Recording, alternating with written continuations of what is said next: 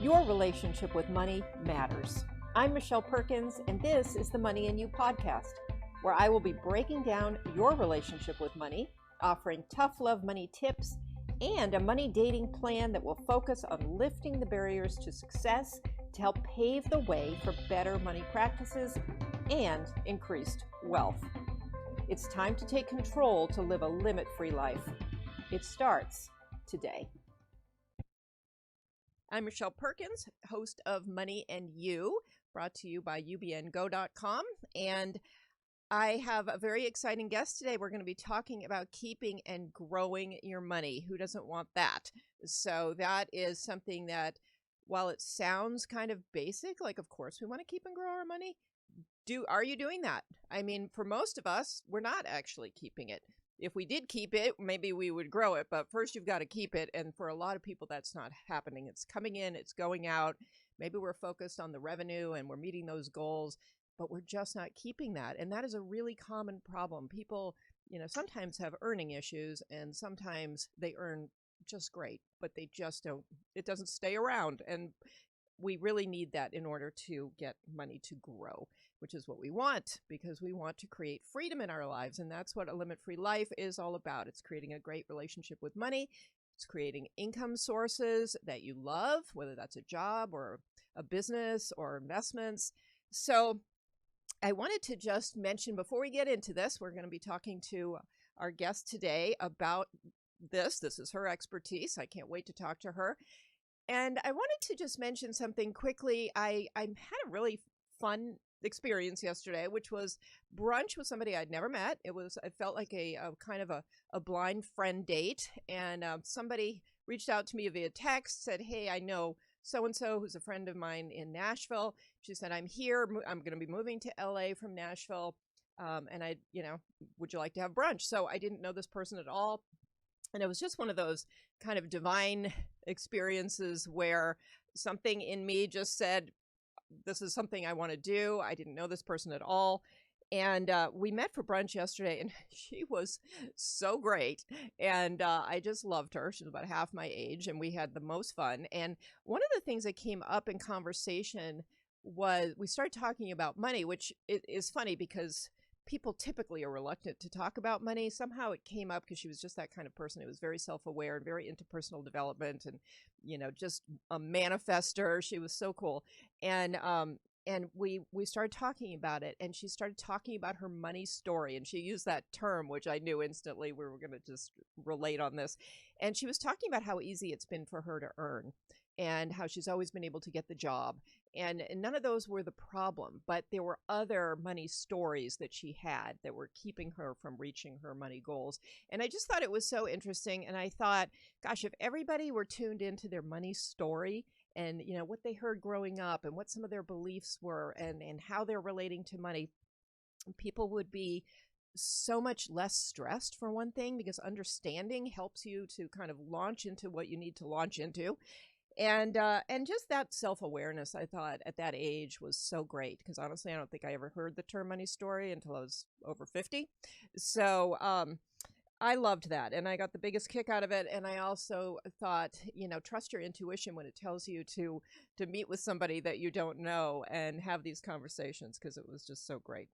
A little news, NBC News reported that as a result of the pandemic, it's been very interesting because people stopped spending last year in a lot of cases, and partly because they couldn't.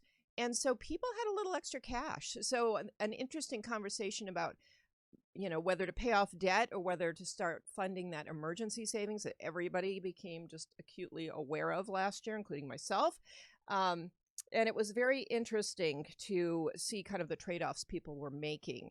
And they were talking about how 75 people who are earning 75,000 or less typically have more debt than they do savings. And so and then people over 75,000 were typically saving a little more than they had in debt. But an interesting thing, again, to look at: should you be paying off debt? Should you be saving? You should be probably doing both. But if you have to make a trade-off, how do you think about that? So just something to think about. And I really feel that for people who recognized that they had not enough money saved or no money saved. So important to continue on that path of less spending and either pay off the bad debt, the high interest credit card debt, but as well as saving for that emergency fund. So we were also aware of it, and I feel like as things get back to normal, some of that we're excited, we're spending, we're traveling, we're doing all kinds of things again, and just to remember that this may not be the last time that we have something like this that causes us that to need either the resources, the credit, or the emergency savings. So, okay, with that, we'll jump into our talk with Angela Collie, and she is our guest for today. Angela is a CPA. She's the founder and CEO of AFC CPA Accounting and Tax Services. It's an accounting and tax services firm based in South Florida. Angela has over 16 years of experience as a certified public accountant. She received her master's degree in accounting from Florida International University and is a member of the American Institute of Certified Public Accountants and the CPA Plus network. Angela has worked as a tax accountant with PricewaterhouseCoopers, the world's largest accounting and professional services firm at the time, and served as the assistant controller for Terranova Corporation, Florida's largest state-based full-service property management firm, where she led a team of accounting managers overseeing all accounting functions of the department. She later provided managerial accounting services to Cigna Healthcare, managing a team of remote international staff. Angela is very involved in the community and has served as the treasurer for the National Association of Black Accountants in the greater Miami area, and currently serves on the boards as treasurer for the South Florida Black Chamber of Commerce, Nurses for Christ, and Victorious Living Initiatives Worldwide, Inc. In 2006, Angela founded AFC CPA Accounting and Tax Services. AFC has a team of 4 accountants with master's and bachelor's degrees in accounting and extensive industry experience. AFC provides services to businesses with a focus on cash flow management, bookkeeping, tax planning, tax preparation, forecasting, and budgeting services. AFC is insured and serves startups to multi-million-dollar companies in the construction, healthcare, retail, early education, logistics, and rehabilitation industries, taking pride in serving clients with a spirit of excellence and a focus on using the financial statements and other KPIs to grow their clients' businesses. That's a top priority. Being socially responsible is another priority for their company, as they give back to the community by providing financial services to nonprofit organizations. Welcome, Angela. Thank you, Michelle. So happy to be here. I'm excited. I'm very happy to have you. I loved reading your bio because I love the way your practice offers such a range of financial services. I find that, in the past, it was people had a bookkeeping service or they had a tax service. But what I'm seeing now is this more extensive list of services so people can really get a more holistic understanding of the whole picture and how to use the different statements and how to look at cash flow. It's so important. So thank you for the work you do. It's great, especially all the nonprofit work as well and the service-based work. So great. So do you want to tell us a little bit about how you got into this, what the interest was for you? Yes, the interest was my desire to see small businesses succeed. And what I noticed was businesses, they knew how to earn the money. They knew how to make the product. They knew how to offer the services, but they were not keeping the money and growing the money. And that's basically because they were not taught how to do so. So instead of us just providing a bookkeeping service, or instead of us providing just tax preparation services, we wanted to incorporate the two, as you stated. So basically, we don't just enter the data. We don't just report the sales or report the expenses. We're able to take the financial statements and help our clients understand the numbers. I was told one time long ago that the numbers always tell a story. Mm-hmm. So just to give you a quick example, I had a new client as of last month, and I saw that after doing her books for 2019 and 2020, her profit tanked, and it was not as a result of the COVID-19 pandemic.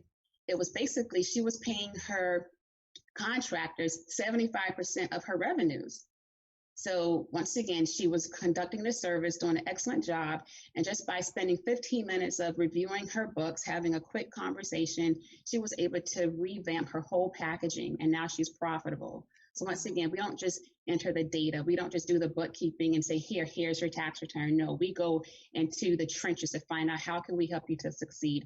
How can we help you to save on your expenses? Another example, if we have a vendor that is in a similar industry as a particular client, and we see that they're saving, let's just say 50%, 35%, we're able to offer that to our existing clients. So we consider ourselves a trusted advisor, just not your CPA firm. And I believe that is what sets us apart, is we're able to connect with our clients and they feel that attention.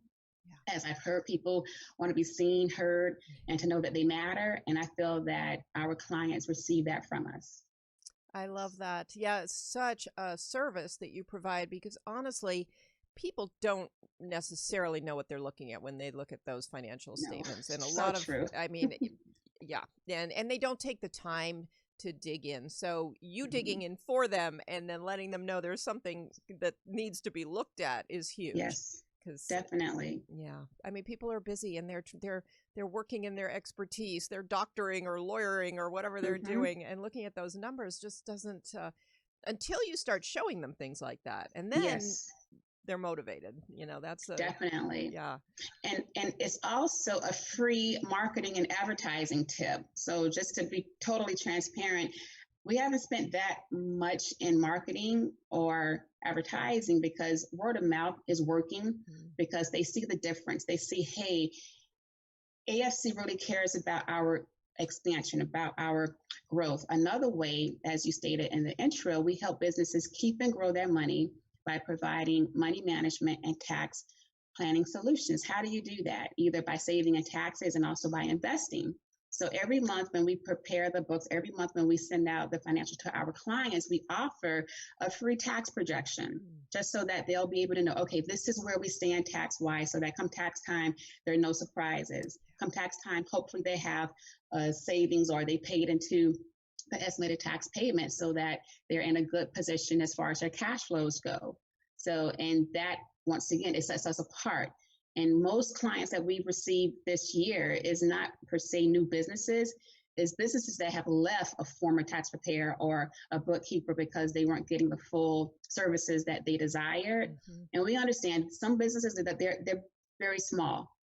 So we're able to offer these services sometimes just on a not per se complimentary basis, because it's an investment. So as you grow, we grow. Yeah, that's great. They're very smart. And when I was speaking at the beginning about the emergency savings and paying off debt, I mean, all of that requires that you're keeping some money. It's not all going out the door to pay payroll and vendors and rent. And do you find that people, well, this is a separate question. Do you find that people are budgeting so that they even know where their expenses are going and tracking against something? Good question. And the honest answer is no. And we offer budget services also. And just to give you a truly authentic example, I have a client, they're more so in the multi-million-dollar range, and they've been in business for about 6 to 8 years, and they had never had a budget prepared. And they had a CPA, they had a bookkeeper, someone that was doing their books month to month. But when I came on as a referral, I asked for their budget. They were like, we don't have a budget. And I saw that they were somewhat status quo as far as their revenues. They weren't really growing. So I came in, was able to analyze their spending over the past 3 years, was able to analyze their revenues for the past 3 years, their largest customers, and we were able to prepare a budget. And as a result, once again, they are growing. And it's amazing how they weren't even aware of the importance of comparing budget to actual. Yeah. And I have to count this to my corporate experience. Every month, we had an earnings meeting. Every quarter, once again, an earnings meeting where you would have to compare budget to actual. And if you were not on budget, you would have to explain the variance. So a lot of small businesses, they aren't aware of these business practices, but you wonder, why is there a huge financial presence with IBM or Apple? They have corporate budgeting procedures. And you can somewhat be extremely successful as far as measuring your metrics, as far as as far as where you are without it. So to answer your question, most small businesses, they don't have budgets, but I really, really encourage them to do so. Some may say, I can't afford it. No, you can't afford not to do it. And my firm, we have budgets, and since I'm preaching it, I have to do it. And just a true example, once again, I set a financial or a revenue, a stretch goal that was 3 times more than what we earned last year. And just by putting it out there, we were able to earn that revenue. Just not by hoping and wishing and guessing. Of course, we had to go see, okay, we have to prepare this amount of tax returns, prepare this amount of books, this amount of consultations. Yeah. And as a result of having it on paper and just putting a stretch goal out there, we have been reaching it and exceeding it. So once again, budgets are so important, Michelle. Well, I love what you're saying, because also putting it out there, writing it down, creating the plan, and getting into those details. One thing to say, I want to make $1 million this year, but to reverse engineer that and figure out, how many returns do I have to do to make that happen. And that is so smart. And I think people don't necessarily take the time to do it. I think it's just a huge part of, it's that idea of, oh gosh, why am I blanking on this? But tracking so that you have the expansion based on that tracking. And there's a phrase that is just not coming into my brain that I've said a million times right now about that. But you might jump in and say it for me. But it's that idea of really declaring what you want and your intention, and writing it down and creating that plan, and then going forth. So exactly. And I also heard, what comes to my mind is conviction and convenience doesn't live on the same street. So basically there may be some inconvenience in the beginning of you trying to reach those goals. Like, for example, we had to not per se work extra harder, but there was greater intention on what had to be fulfilled in order to meet that goal. But now that we're on track, it becomes somewhat easier. So as you stated, I think it's called benchmark, Michelle. Is that the word that you were looking for? Well, no, it's more of a sort of self-development phrase, but about what you focus on expanding. But there, I'm not getting it right still. But I do love benchmarks. That's the practical term for what I'm saying. Actually, I mean, some of it is a little more. Sort of putting things out into the universe, and some of it is just the practical aspect of what you said, writing it down, having a plan. And we've talked about that a lot. People skip over the planning. I've skipped over the planning. I don't know why I'm saying people. I mean, we've all skipped over the planning. But I love what you were talking about, bringing your corporate experience to the world of small business, because a lot of bookkeeping and tax practices have not necessarily come from corporate. I have a corporate background as well, and we had to do the same thing. I was in accounting and finance departments, and we were always looking at, budget to actual and the variances, just like you were talking about. And it is so interesting that somehow as a small business, you think I'm too small, I don't need that or something, but you need it. Everybody needs it right from the start. The numbers are smaller, but the process needs to be the same. Yes, definitely. And it just comes from lack of experience. I think that I'm not sure if it was you that mentioned it, but basically small business owners, they don't somewhat like looking at the numbers. Some are intimidated because they don't understand. I can be honest, when it comes to technology, when it comes to, let's just say, things that my kids may know that, as far as experience wise, I tend to back away from it. And I feel that sometimes business owners, they aren't comfortable with the numbers. Like, for example, I had a client. I did a financial plan for her, not per se investments, but basically just how to spend her money, how to invest it, how to earn it, how to keep it and grow it. And I did all these numbers on a spreadsheet. And before I hit the send button, I said, you know what? She's going to really be confused. I made a pie chart. Nice. That simplified the process. So she looked at it and she was like, oh, I got it. So sometimes you have to break it down or make it simple. And even when I'm doing my educational sessions with small businesses, I try to make it as simple as possible. Like when I go to the doctor, keep it clean. And I try to do that for our clients because they will be more in tune to move forward and to just have a sense of greater confidence if they can understand it on that level. So definitely, I think that's very important. And once again, not having that corporate background may be a limitation, So that's why you come and you engage us so that we can provide that for you. So there's an intangible asset in incorporating a CPA firm that has an extensive background in that corporate planning. And some small businesses, they may say, well, you know what? I like what I do. I don't want to grow. I don't want to get rich, but you have to think about legacy. What about your children? You know, like think about not just doing the business for you today, but what can you provide for your children and their children, and just take that selfish focus off of it somewhat. Right. Not to get philosophical, Michelle, but just wanted to throw that in there. Yeah, and I agree. There's no requirement that you grow and scale. I mean, a lot of people act like, you know, that is a requirement, but it's not. You can be whoever you want as a business owner. And that's part of the freedom of that. Exactly. But that doesn't mean you don't want to keep and grow money and wealth, because of course you may just want to give it all away. You might want to leave it for your kids. You might want to set up, like you say, any kind of legacy you want. And it's equally important for peace of mind, for one thing. Yes. There's nothing like being financially stressed and trying to go in and work your business every day. It creates a whole different dynamic for you and the people around you. So what are some ways that people can, you know, tips that you have for how to keep your money and things that you use with your clients?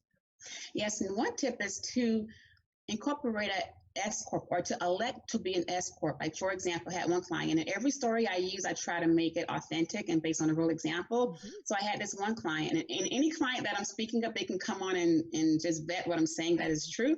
But I had this one client, and she owns a nursing agency, and she had a C corporate, not a C Corp. She had a limited liability company, a Schedule C. So basically, she was basically a sole proprietor with the LLC, and she was subject to basically two taxations, one self-employment tax and then another income tax. So she came to me because she owed over $9,000 in income taxes. Once again, her profit was no more than about $45,000, but the tax was so high to where she came to me very, very stressed out. And I asked her if she knew about an S Corp. And with S corporations, it's basically a small corporation election, and the only purpose is to save on taxes. So the Internal Revenue Service, they allow you to basically, let's just say, take a small salary, and the rest of that money you get to distribute out of the business tax-free. So just that one tax planning tips this year, she ended up getting a refund. So once again, she went from owing $9,000 just by changing her limited liability company to an S Corp. She was able to save on taxes. And there are different tax strategies that small business owners, they don't know about, that a CPA can bring. Another tax tip is to incorporate the accountable plan. And with the accountable plan, owners, board members, directors, they are able to take a portion of their home office and write it off. So let's just say that you have a home and you have a small office, home office within that home. The Internal Revenue Service will allow you to write off a part of your insurance, repairs, maintenance, your rent, your mortgage, and all of that is tax deductible. And you can take that either as a contribution or as a deduction. And I hope I'm keeping it simple, but these are just different tax planning tips that a tax preparer can incorporate in order to bring your tax bill down low. But if they are not aware of it, you can somewhat suffer as a result of them not knowing. And the last tax tip is having a solo 401k. SOLO 401k. And basically, as a self-employed business owner, you're able to invest into a 401k. The company can match it, take the tax deduction. You also take the tax deduction, and you're saving for your retirement. So as a very, very brief example, when I left Cigna, in order to begin my business full time, I had a sizable 401k.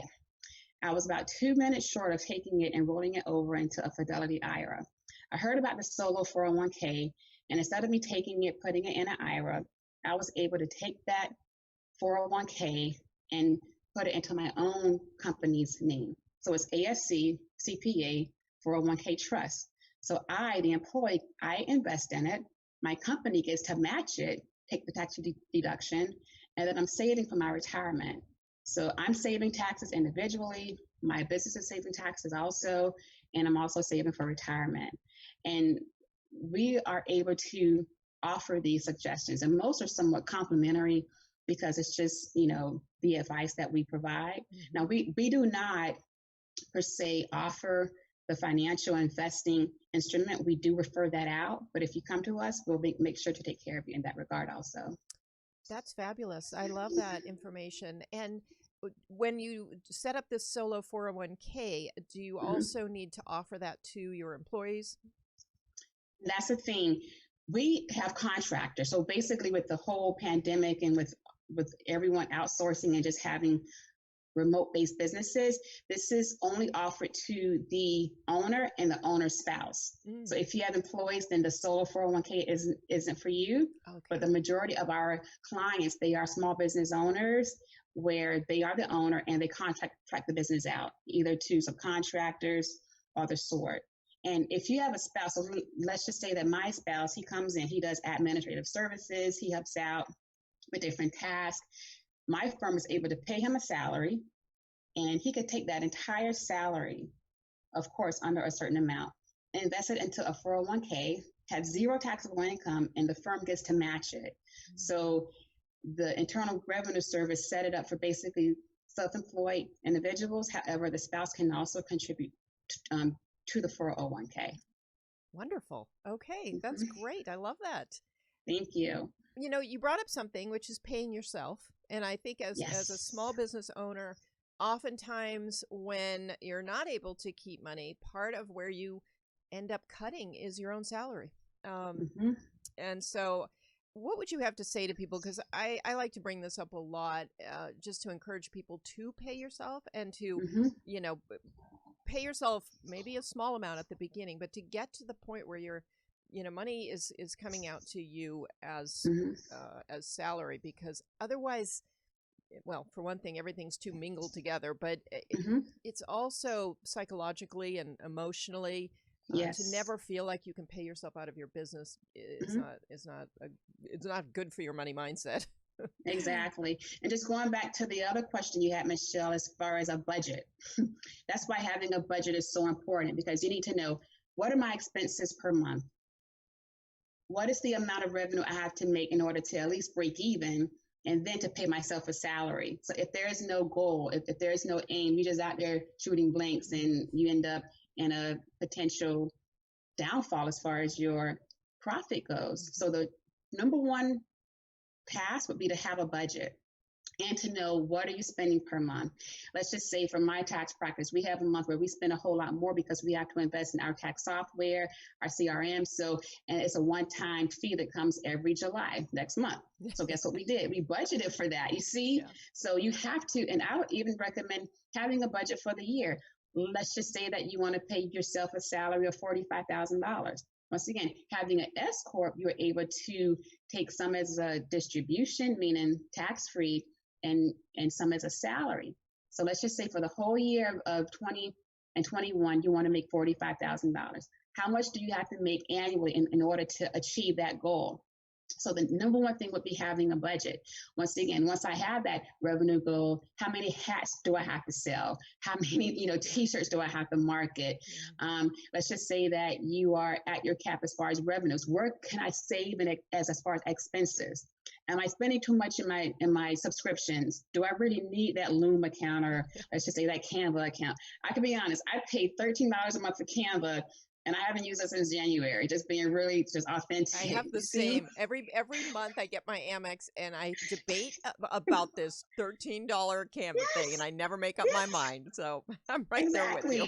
Exactly. So when I remember, okay, Angie, I can save, because I do have times where I try to go back and cut expenses, and $13 can add up, because it's 13 here, 13 there, YouTube, Amazon, Audible, and let's just say that you have a desire to make a certain salary.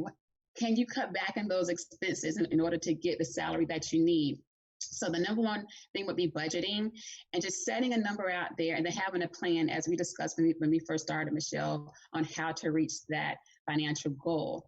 And I believe that sometimes business owners, they may think that I can't, but I tell them, just believe that you can and you will. Don't worry about how you're going to get there. Like I did it. Right. I did not know how I was going to get to that 3 times revenue goal until I sat down believed that I could, and then made a plan to do so. Mm-hmm. Once again, I did not know the clients that would come through the door that would help me. I just knew how money I needed in order to get there. That's right. You see?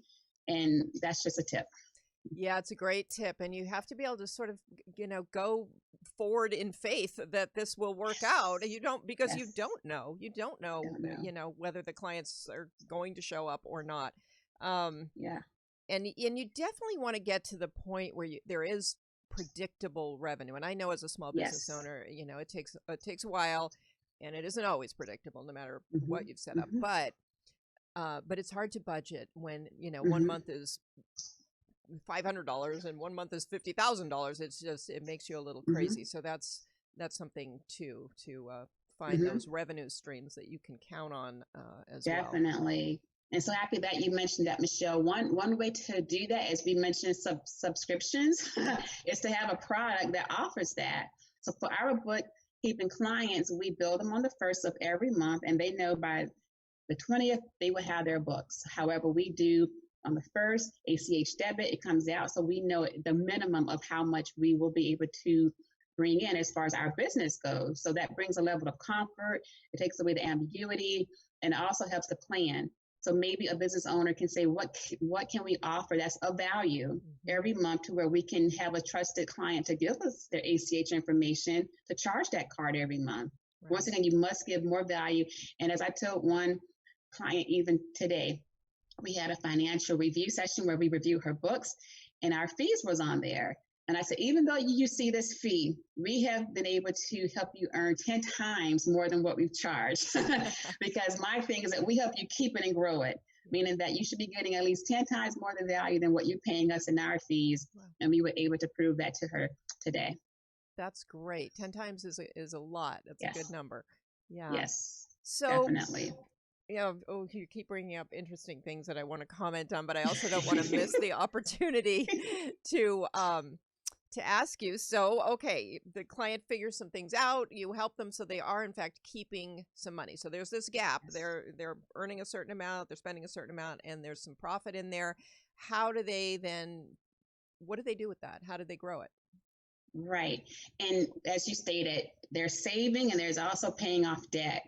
And believe it or not, most small business owners, they don't have per se a lot of business credit. And I really am an advocate for business credit, not per se debt, but let's just say credit. If you want to, let's just say, go and get a building, or you want to do financing with a vehicle in order to have the tax write-off, I believe that business credit is very, very important. So one way to do that is if you have a lot of personal debt. And if you are a business owner and you are paying yourself a salary because you have established that budget, then you can be able to allocate a certain amount to pay off the debt, a certain amount to save. And another way that you can do it is if you, let's just say, well, Angela, I am debt free, I have my savings. That's where the investing comes in. That's where the solo 401k comes in, to where you can save for your retirement and grow that money. And just, a example, as far as my 401k, I was able to be introduced to a very savvy financial advisor, and I'm able to go to sleep and still see my money grow as a result of profitable investments. So, Michelle, to answer your question, you can save the money. Of course, you have to have that emergency savings fund. I believe in the Dave Ramsey approach, where you have that $1,000 of your emergency fund, and then have that 6 months of living expenses. As we saw last year, no one knew that the pandemic would hit and that people would be out of jobs. So, of course, having that 6 months of your expenses, as far as your expenses for living, and then you want to tackle the debt. Not in that order, based on where you are. Yeah. But if you have your savings account on point, you have your debt, if not totally debt-free, paid down, then definitely invest it. And then you are able to reinvest it and hopefully let that money stay and grow. Yeah, that's great. And obviously the whole world of investing is another whole story of, where you can possibly put money. Retirement is, of course, important, but there's so many other options for things as well. So, but just getting to that point where those options are available to you is really exciting. Definitely, definitely. And just having the freedom of the debt isn't there. And as you know, if you have a debt, you start from the highest interest rate, and of course you pay that, and then you take whatever you would spend on that and then pay that down. And it's amazing just by setting the intention of, you know what, this year's the year I will be debt free. Yeah. Just having that intention, having that focus, you'll be amazed at how you really have the momentum to do so. Like, you know, once you get that first card paid off and that second card paid off, and once that's done, it's just a freedom that I believe that most people would love experiencing just by my own experience. And the thing is that once you pay it off, leave it. I can truly say that I had debt years ago. I paid off each card and I have not touched those cards. Wow. I have one little card left. And once that's paid off, which is very little, I could pay it off now, but it's just that you don't go back and reaccumulate those balances. Yeah. So I can't be honest, I didn't cut them up like Dave Ramsey said, but I did not touch them because there's a freedom with not having that monthly payment. And that will allow you to pay yourself more in salary because you're able to keep that money in the business and grow it. You're not paying your finance charge. Right. You're not paying the interest rates, and you're able to keep your money in that respect also and to grow it.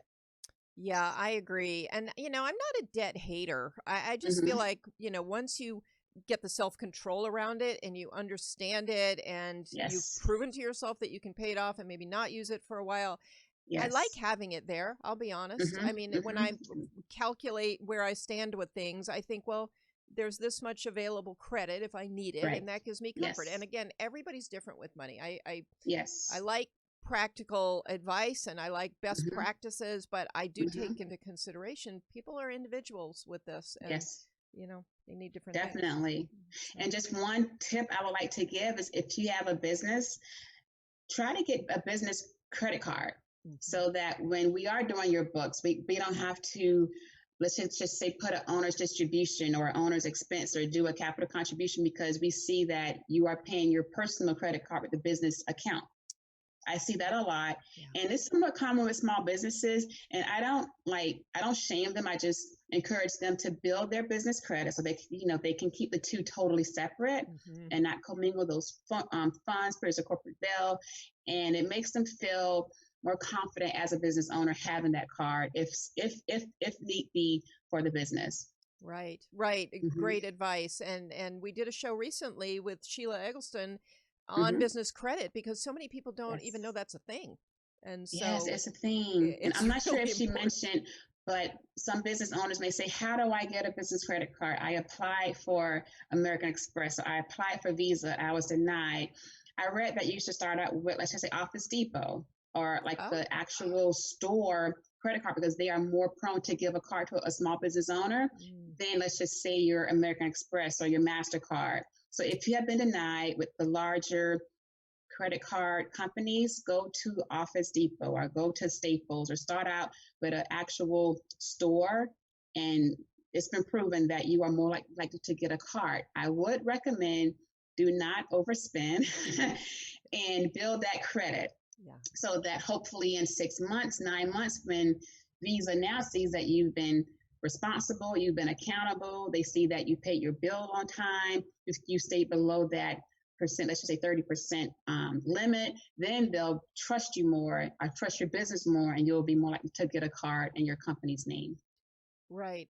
That's great advice. And I think too, if you go to the bank where you have your company account, that'll give you a little bit of a, they have history on you. So that might help you. Definitely. Definitely. Yeah. Fantastic.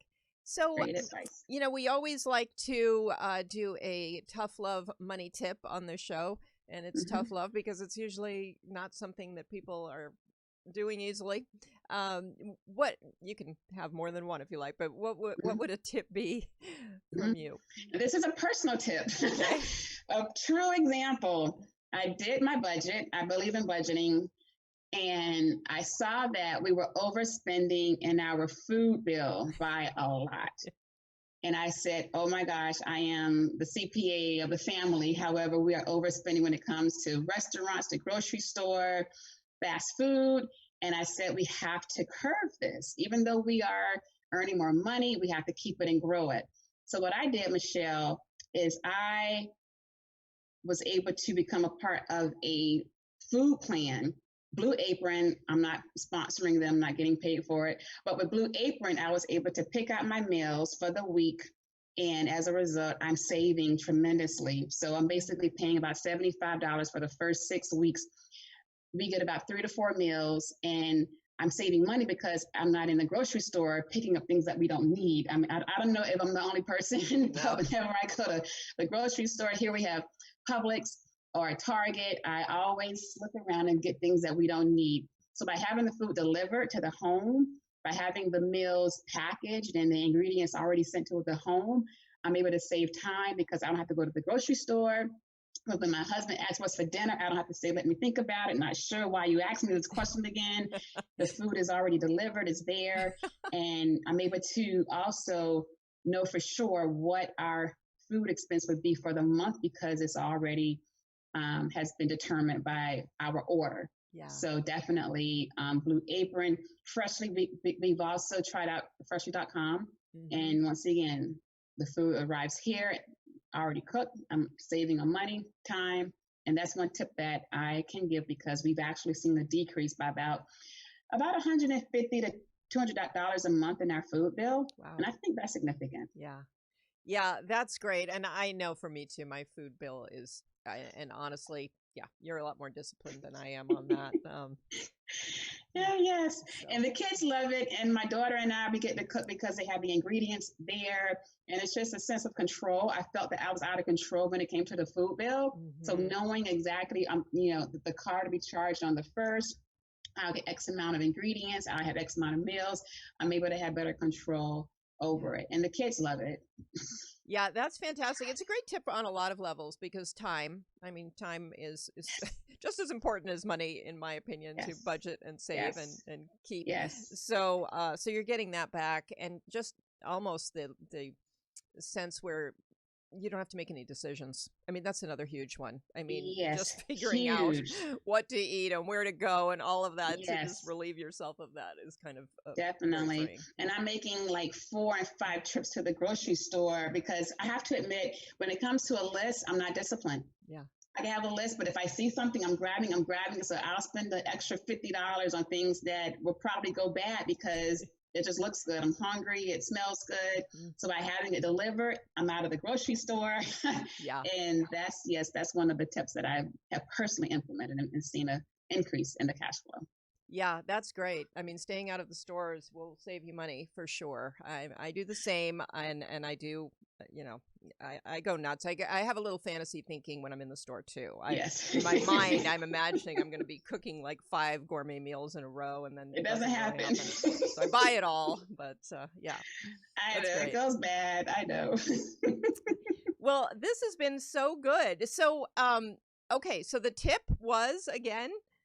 The tip I would recommend is to use a pre-packaged food planning service such as Blue Apron or Freshly.com where the meals are already packaged for you or the ingredients, they arrive fresh or either they're frozen, and it helps you to budget your meals. So I know for sure I'll be spending $80 a week on a meal for 4 and times 3, $320 for the month. That's my food bill as far as at a minimum. So it helps you to budget your meals. It helps you to stay out of the grocery store and to save. And just it allows you to also have a sense of not having to worry about what to cook for dinner because the meals come already prepared and packaged. And it's actually an app that you can go and check off the meals that you want based on your budget. Oh, very cool. I love yes. this. I love this because this is not a tip I would have thought of. So thank you so much. I love that you gave us the tip today. Totally when you told me, I was like, what can I use? And I got my little Post-it note and wrote it down. It's practical. It's practical. And it works for me. So hopefully it'll work for your guests also. I love that. Thank you so much. And thank you so much for coming on. I have so many more questions. So maybe you'll come on again. I really wanted to get into KPIs and some other interesting things that I know people would really benefit from hearing. So, but our time is pretty much up. So thank you again for joining me. Thank you so much. I really enjoyed myself. I want you to let people know though how they can connect with you and where they can find you and all that good stuff. Yes, I want to first say thank you, Michelle, for the opportunity. You make me feel so comfortable. This was really a first as far as a podcast. So thank you very much. I've done Facebook and other social media outlets, so this is my first podcast. So thank you for the opportunity. And you can contact us at www.afccpa.com, or you can call us at 561-372-5755. And we'll be more than happy to take any questions and to service any of your needs. Thank you so much. And my assumption is that you can, people don't have to be local. You can help anybody. No, yes, 100% remote based. We do have offices in Boynton Beach, Florida. However, since the COVID, we have been working somewhat remote. So we have clients all over the country. Good. And as I have told all of my clients, I can give you any one of their information and they will give our firm a raving review, because we really are concerned about the growth of our clients, and they know it, they feel it, and they are experiencing it. That's fantastic. Thank you. Thank you for the stories, and thank you for being here. You're a pro. You should go do lots of podcasts now that you've done one. Thank you so much. Okay. You have a wonderful week, and thank you so much. Thanks so much. Thank you, audience. Loved having you. Listen to our show. Please subscribe to the Money and You show on Apple Podcasts or Spotify or wherever you listen to podcasts. You can also find us on the Limit Free Life Facebook page, as well as YouTube, Limit Free Life YouTube channel. And yes, I'd love your questions. If you have questions you'd like answered on the show from me or one of our guests, please let me know. You can find me most easily at Michelle@limitfreelife.com. It's Michelle with 2 L's. Or you can DM me on Instagram, Live a Limit Free Life. Those are easy ways to get a hold of me. Go to my website. I have free resources on the website, limitfreelife.com. You can do a money boundaries breakthrough checklist and see where you might be having some money relationship issues, maybe some things that you're doing that you are not aware of. You can look at that. That's very helpful. There are other free resources. There's a career change kit coming on very soon. It's not on the site yet, but it will be this week, I believe. And it kind of gives you a 30,000-foot view of what to do if you want to change your career. It covers everything. So anyway, thank you so much for being here. You can find us Monday nights at 7, ubngo.com. That's where it will stream live. And then after that, everywhere else.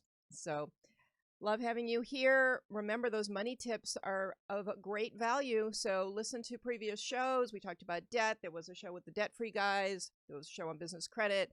Re-listen to this one. Get your budget down. Listen to the tips and take advantage of those. And honestly, if you did a tip a week in 52 weeks, oh my gosh, you'd be a different person financially. So take advantage of this. Hope to hear from you and let other people know about the show. People who need some money assistance that they can learn a lot from this show. So have a great week. We'll see you next week on Money and You.